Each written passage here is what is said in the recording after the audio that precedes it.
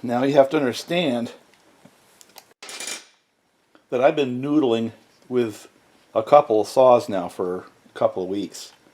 And to me that's a good durability test because it's a high load for an extended period of time type operation.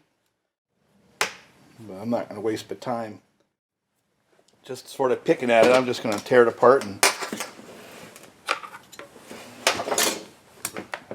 see if I can't put something back on the top of this saw to make it run again.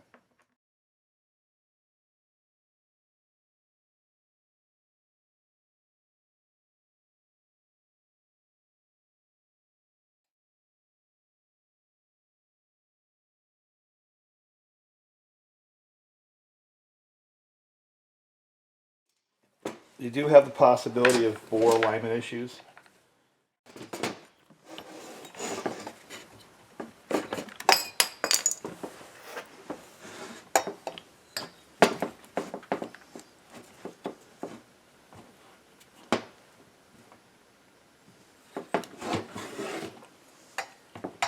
I can pretty much tell you right now that that's not what's happening here.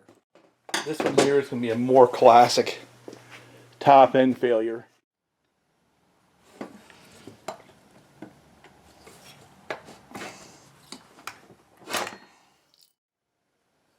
Looks like a chunk of metal got in there.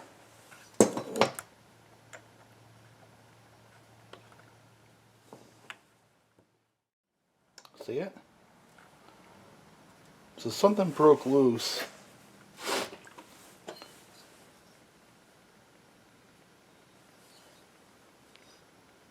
Oh, I see, the plating failed. Alright, so this one here, it's kind of hard to see with the camera, but a chunk of the plating came off right in there. And created a problem.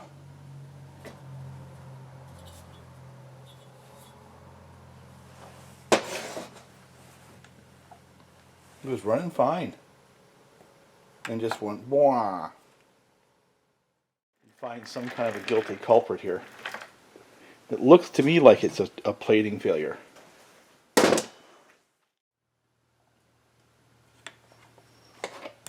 Crank is fine. Bearing is fine.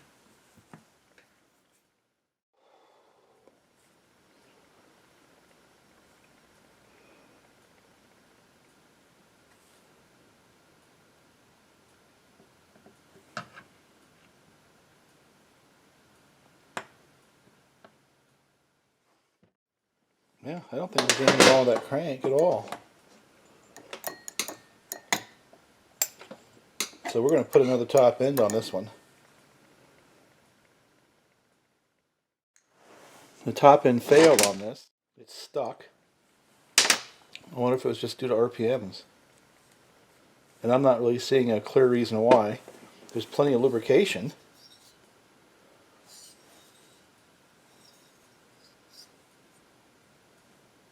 I think it just got hot and stuck. That's what I think. Damn thing just quit. Couldn't handle the stress. So I guess we have one of two options here. Try to clean it up and just run it some more. I mean, that's option number one. Or option number two is put a different top end on it.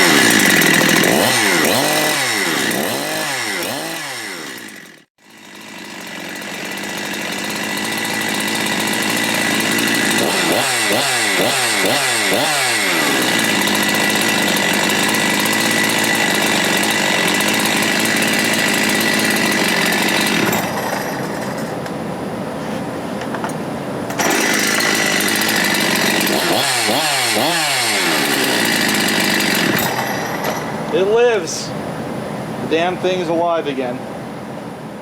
This is that HyWay saw that blew apart. So basically what we did was we cleaned up the cylinder, put it back together. And it's either going to live or die. I don't care which.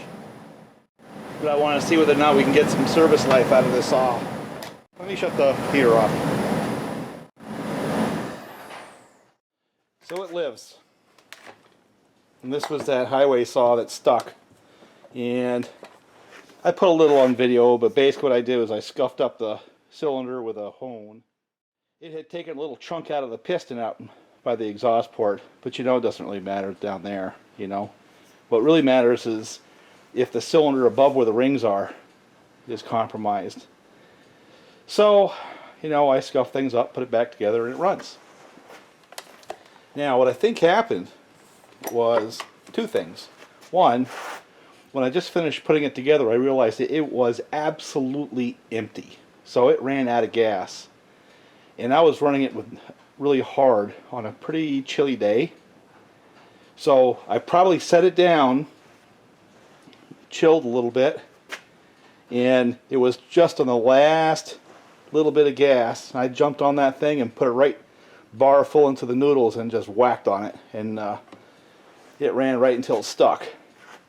So obviously what a seize is when the piston expands faster than the cylinder and becomes an interference fit instead of a slip fit. Then you have what's known as a seize. And this one went one step further. It took a little chunk out of the plating of the cylinder, and that little piece of plating got down in between the piston and the cylinder and locked it up tight. So I couldn't even pull it over. So I had to peel that out. I just sanded around the piston and the cylinder so they go back and forth smoothly.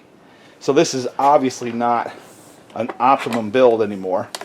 But I think you're going to be surprised at how long it lasts, as long as I'm smart with it. And that's making sure it doesn't run out of gas under load. Because this one has a little higher compression than the other saws. It's probably close to 200 pounds, maybe 210. So it's a little more finicky relative to that kind of thing, because along with the higher compression is a higher combustion temperature, especially right around the crown of the piston. Just a combination of things made it stick. I don't think it was anything inherent with the HyWay cylinder this time. I had some issues with aftermarket cylinders similar to HyWay with bore alignment, but that's not what happened here. This just simply the piston expanded faster than the cylinder until it stuck, and partly because it went lean, partly because of the high compression, and partly because I had it buried in a log doing noodling, which is about as hard as milling, when it finally ran out of gas and stuck. And that was it. It was done. So it lives. Question is, for how long? What I'm going to do now, just to finish off the build, is going to get a bar and chain. We're going to rob the bar and chain from the kit saw 372, and it runs good, you know, nothing wrong with that saw. But basically the kit saw served its purpose. And I'm just going to hang it up on the wall. You might ask, why am I preferring to run the HyWay build over this one? It's really not a preference. It's just now that this one here is a little bit beat up and dinged up and compromised, you know, it fits. It fits my channel, it fits the farm, and you know, I just want to see how long it'll last. That's obviously, for me, fun and games.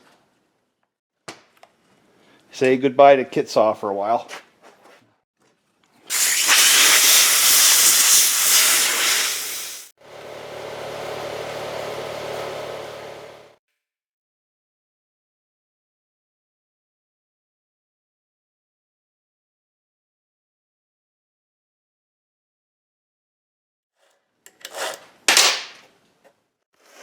Alright, see if it'll restart. Do it without killing myself.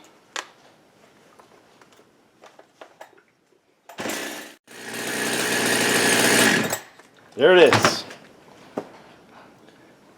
The HyWay build lives. Had a minor blip, and like I said, I don't believe it had anything to do with the HyWay brand cylinder. I think a combination of having a higher compression ratio than it was designed to have, along with running out of gas on a chilly day when I had just stuck it into a heavy load situation. Basically that just built heat on the piston faster than the piston could shed it to the cylinder, plus the cylinder was cool. And some people call that a cold seize. I just call it a seize. But there it is. We'll see how long it lasts. I think that's a good experiment, because I am not the only person out there who sticks a saw and then tries to buff it back up in order to get some more life out of it. There's a lot of people who have to do that, because not everybody can just go buy new stuff all the time. So this video is for you guys, you know. So anyway, talk to you later. Bye for now. I think we're going to call this another dead saw salvage video.